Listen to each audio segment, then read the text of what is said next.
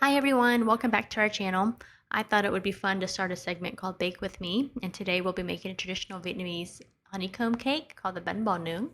This is one of my mom's favorite cakes, and what makes it pretty unique is one, its color, it's green, and also its texture, which is kind of chewy.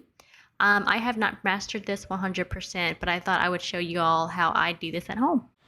So I have laid out most of the ingredients for the cake here. We have tapioca starch, which gives it that unique texture that's a little bit gummy, kind of chewy. We have the pandan extract, we have typical vanilla, regular vanilla, baking powder, we have coconut cream, the eggs, and a little bit of rice flour that we'll also add to the tapioca flour to kind of give it the perfect texture. And I'm going to be baking it today in this little bundt pan. So the first thing we need to do is go ahead and make the coconut mixture, mix it with a little bit of sugar, and we'll do that on the stove. Okay, so what we'll do first is we'll go ahead and open our coconut.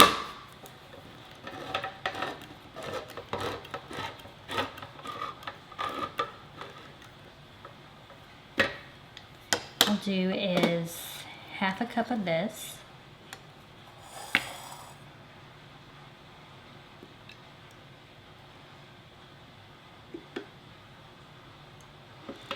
And then we're going to do also half a cup of sugar as well.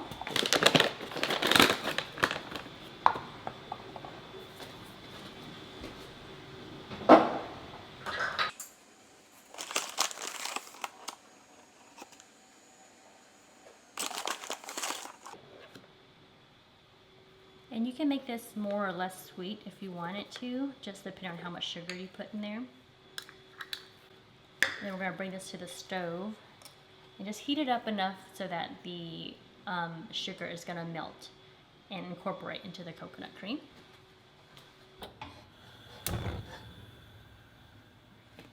There.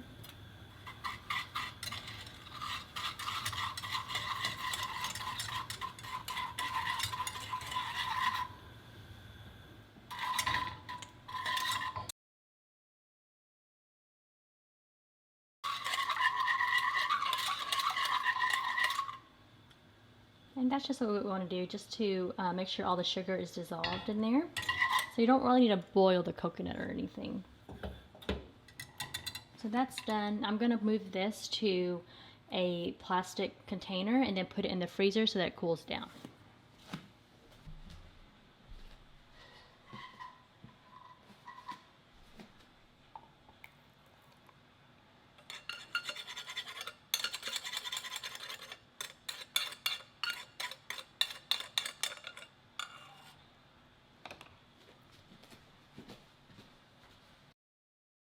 So at this point I realized, well, that doesn't look like that's enough coconut cream for this recipe.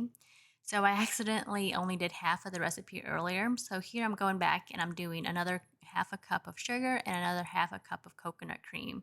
So the full recipe is going to be 1 cup of sugar and 1 cup of coconut cream for the entire cake. So I'm just going to incorporate that back on the stove again, and then we'll add it to our container, and then we'll put it in the freezer to let it cool off before we use it.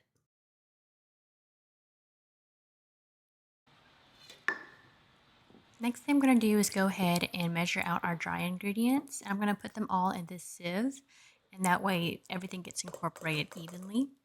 So this recipe calls for 1.5 cups of the tapioca starch. So that's our first cup, and here is our half a cup.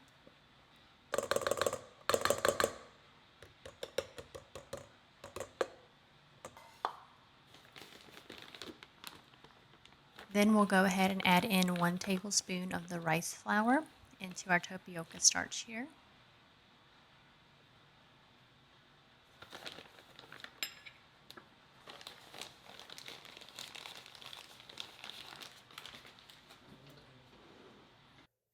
So the recipe calls for single acting baking powder, but I don't have that, couldn't find that actually. So we're going to do an alternative, and that's going to be 2 teaspoons of cream of tartar,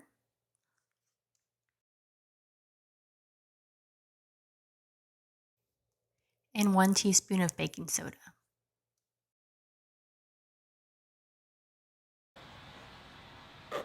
Next, we'll go ahead and get a fork and go ahead and mix all of the dry ingredients here so that they get incorporated well, so that everything bakes evenly.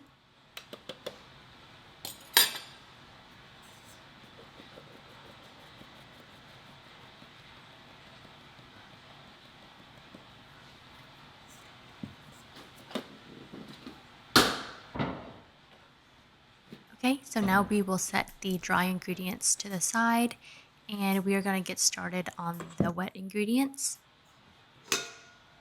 So I'm going to be using the sieve again for the wet ingredients, and we'll be starting off with the eggs. And the reason why we're doing it on the sieve is just to make sure that the eggs get incorporated well and everything is homogenized.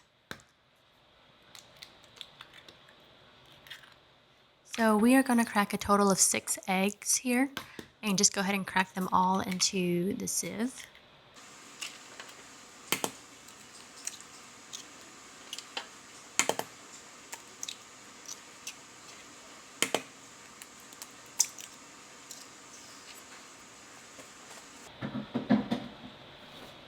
Then we will take a fork and go ahead and pop all of those yolks.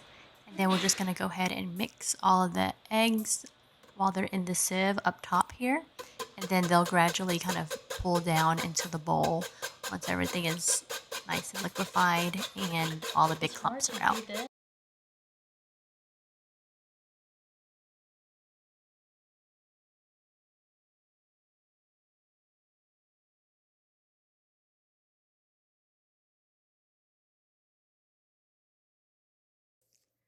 So we'll just continue to whisk. And what you can do is towards the bottom there, just kind of pull your fork towards you and just get all of that stuff off of the sieve a little bit quicker. And it'll make a room for more of the eggs to kind of fall through those holes and openings.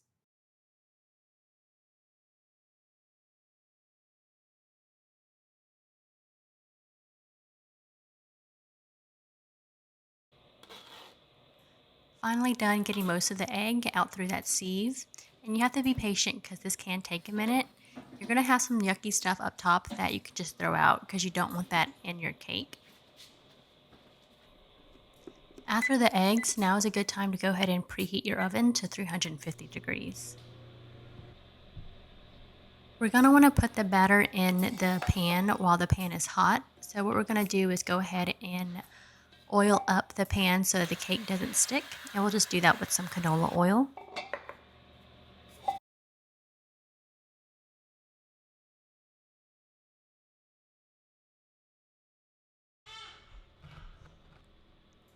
While the oven is getting hot, we'll wait to put that pan in.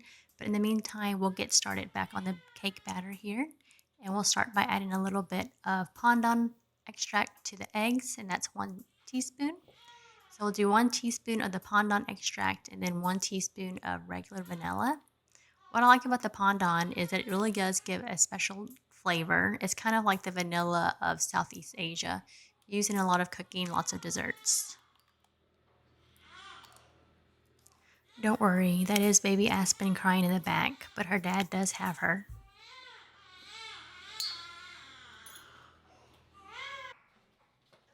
Once we have both the pandan and the vanilla in the eggs, we'll go ahead and incorporate with a whisk. Then we'll go back to the freezer and get that coconut sugar mixture that we made earlier. It should be cooled off by now. Now we'll go ahead and add the cooled coconut cream and sugar mixture into our eggs. And the reason why we didn't want this to be warm or hot earlier was because we don't want this to cook our eggs. So we'll go ahead and add every last drop of that.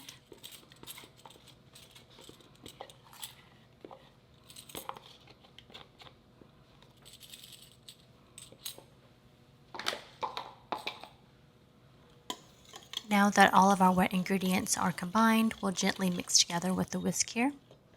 There was just a little drop of pandan left in the measuring spoon, so I went ahead and just added that in as well. And now I'll go ahead and put the pan into the middle rack of the oven and get that nice and heated. Now we'll go ahead and add the dry ingredients to our wet ingredients. And I'm just going to use this little colander here just to make sure that I don't get any big flour bits, even though we did use the sieve earlier.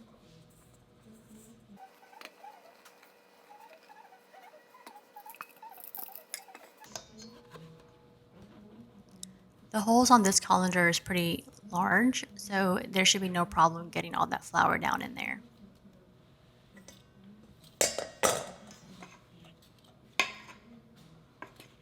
Now we'll take our silicone spatula and go ahead and mix in the flour into the wet ingredients. You don't want to be too vigorous with this because you don't want to overmix, but you're kind of just taking flour and just getting it from the bottom and bringing it to the top. And you'll do this over and over again.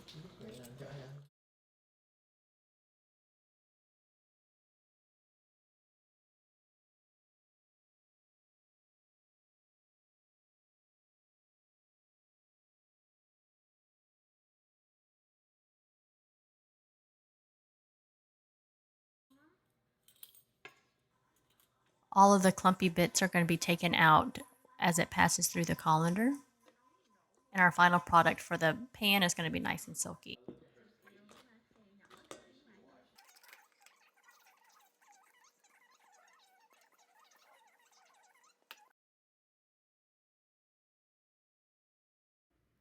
The clumpy bits of the batter are going to be caught by the colander, so you can just use the fork and kind of try to get most of that liquid down in there. After we've run it through the colander, we are now going to add 1 tablespoon of vegetable oil. Ideally, you would want to use coconut oil to keep with the coconut flavor, but I didn't have any coconut oil at home. So vegetable oil works fine. And we'll just go ahead and mix that together with the fork I have here. Again, you don't want to over mix it.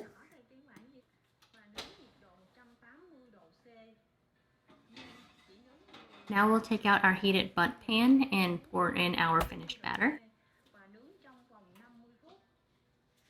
This is called a honeycomb cake, and the reason it is once you cut it open after it's all baked, there's lots of air pockets in there. And when you pour in the batter over a colander like this with some pretty big holes, it's going to help kind of put those air pockets in there or kind of build up those air pockets. Here, when I did it, I wasn't very exact with it, and my cake ended up, when I poured it, not being very even on all sides. One side had more batter than the other, so you want to be careful with this step. We'll place the pan with the batter back into the oven into the middle rack. And of course, it's about 350 degrees, and we'll set a timer for 50 minutes.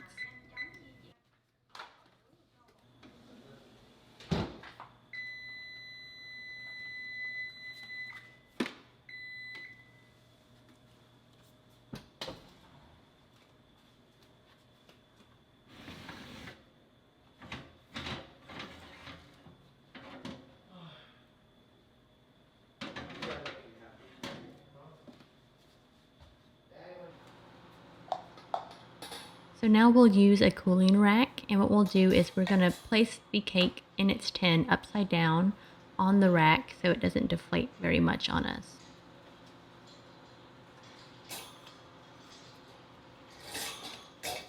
But the cake literally plops right out of the tin right when I put it upside down, so I don't think it matters very much in this case.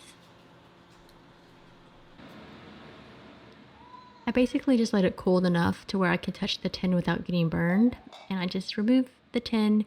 And the cake doesn't look as risen as it could have been, and it may be because I didn't have the right type of baking powder. I had to use that substitute with the cream of tartar and the baking soda. So I think if I had the right baking powder, it would have risen more and been a little bit more fluffy than it is. But that's okay. We are going to cut it up and kind of see what it looks like in the inside. So you can see the actual holes or air pockets in the cake that give it its honeycomb name. It's not as fluffy as some of the other cakes that I've seen or some of the cakes I've made in the past. And I do think it's a baking powder issue, but the color looks good.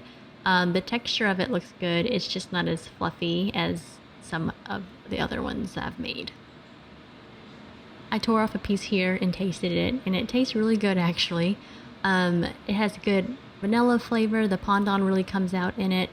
So I'm happy with the overall product. I just wish it would have maybe been a little bit higher, risen a little bit more, but that's fine. Al is one of my toughest critics when it comes to my baking, and he actually said the cake turned out pretty well, better than some of my previous attempts. Thank you all so much for watching. I hope the recipe turns out well for you if you decide to try it. Until our next video, bye.